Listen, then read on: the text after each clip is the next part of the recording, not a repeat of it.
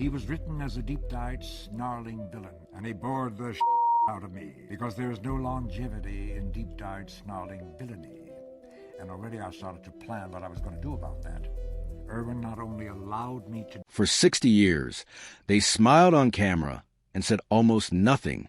They played the perfect American family, brave, warm, and endlessly hopeful, always just one episode away from finding their way home.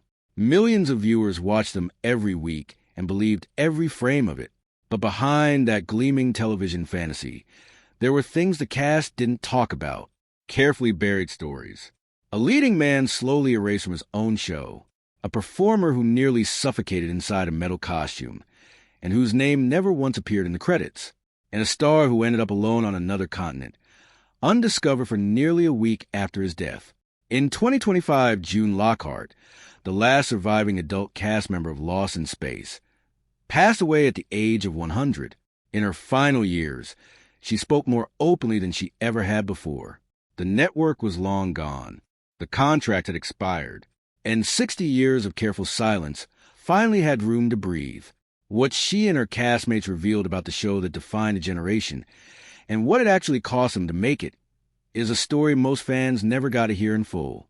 Until now, if you're new here, consider subscribing. We cover stories like this every week to be why the time Lost in Space was canceled in 1968. Some had gone quietly, deeply wrong, and most of the audience had no idea. The show had launched in 1965 as CBS's flagship science fiction series. It had a real budget, a genuine creative vision, and a cast assembled to carry something ambitious. It was supposed to be television's answer to the space age. A story about an American family, the Robinsons, hurled light years off course, fighting to survive the unknown together. That was the plan. What became was something else entirely.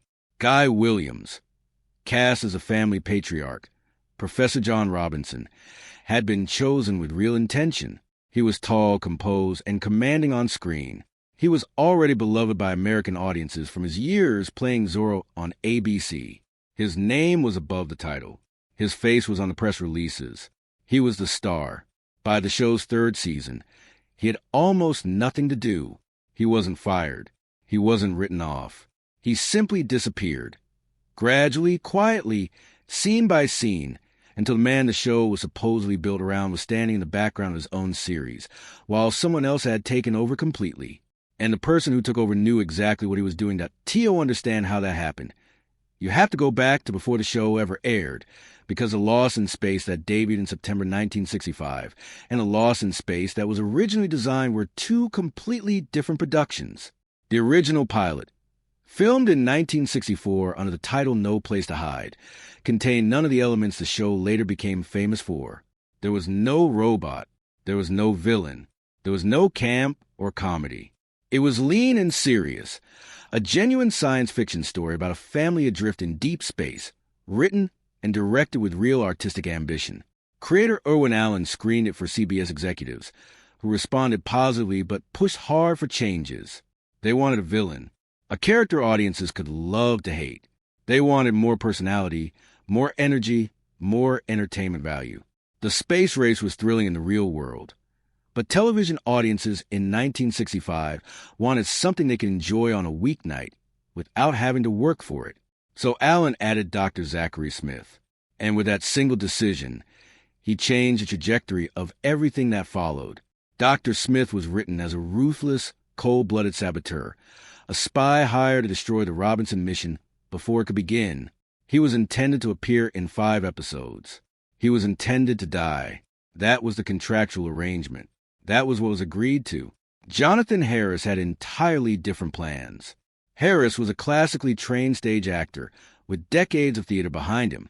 He understood one unwritten rule of Hollywood with absolute clarity. If you wanted a long career, you had to make yourself impossible to remove. So almost immediately, he began quietly reshaping Dr. Smith, not through formal channels, not in the writer's room. Harris would stay late, working formally with the writers, and suggest dialogue adjustments, softening Smith's menace just enough to give him comic value. The cold saboteur began to transform, slowly, deliberately, into something far more watchable, Cowardly, theatrical, self-serving in a way that was almost charming. He became the show's comedic engine, and audiences responded immediately. Fan mail poured in. CBS took notice. And Jonathan Harris's 5-episode contract quietly became 3 seasons. Lost in Space premiered on September 15, 1965, and the number surprised almost everyone. In its first season, the show consistently outperformed expectations. And for a meaningful stretch, it was pulling better ratings than Star Trek, which launched a year later on NBC. Gene Roddenberry's vision was more philosophical, more interested in ideas and social questions. But Irwin Allen's show was more purely watchable, and American audiences on a Wednesday night made that verdict clear. The Robinson family became household figures almost overnight. June Lockhart brought genuine warmth and quiet intelligence to Maureen Robinson, a character that could have been decorative but became the emotional center of the series. Mark Goddard, playing Major Don West, was capable and genuinely likable on screen. The 3 Robinson children, Bill Mumy, Angela Cartwright, and Marta Kristen, had a chemistry between them that wasn't manufactured. They actually liked each other. They became, by all accounts, a real family within the production, in ways that would last decades past the final episode. And then there was a robot. The B-9 environmental control robot became one of the most recognizable machines in the history of American television. Danger, Will Robinson, entered the cultural vocabulary permanently. Toy manufacturers could barely keep up with demand. The robot was everywhere, on lunchboxes, in commercials, in the imaginations of an entire generation of children. What no one watching at home could see was what it cost to make the robot real. Bob May was the man inside the suit every single episode for 3 full seasons. He was a stunt performer and physical actor, small enough to fit inside the robot's frame and operate its mechanisms from within. Each filming day, he climbed in, the costume was sealed around him, and he performed under studio lights that drove the internal temperature well above 100 degrees. The work was grueling in ways that the finished footage never showed. He passed out from oxygen deprivation twice during production. The crew knew filming would stop, the suit would be opened, May would be helped out and allowed to recover, and then they would continue. There were no meaningful safety protocols in place. It was 1965, and the culture of television production prioritized the shooting schedule over almost everything else. Bob May came back every time. He climbed back in every time. He did the job without public complaint, because that was what you did if you wanted to stay employed in Hollywood. For 3 full seasons, his name never appeared in the credits. The robot's voice, performed by Dick Tufeld, was eventually acknowledged. The physical performance, the human body that gave the robot its presence and its movements on screen, was never credited at all. Bob May died in January 2009. By that point, the show that made the robot an icon had generated merchandise revenue running into hundreds of millions of dollars across 4 decades. Bob May's financial circumstances in his final years told a very different story. Meanwhile, the quiet displacement of Guy Williams had continued in plain sight across 3 full seasons, watched by millions of people, with almost no one in the audience registering what was actually happening. What Harris had understood, and Williams had not, was that Lost in Space had undergone a fundamental transformation in what kind of show it was. It had launched as a serious science fiction adventure. By the 2nd season, it was a comedy, built around Dr. Smith's escalating schemes and his increasingly theatrical attempts to use the robot for his own self-serving ends. The genre had shifted beneath everyone's feet, and once that change took hold, there was simply no natural place left in the stories for a stoic, heroic leading man. Williams was professional throughout. He showed up on time. He learned his lines. He hit his marks. But the scripts gave him less each season. Fewer scenes, fewer moments that required anything of him.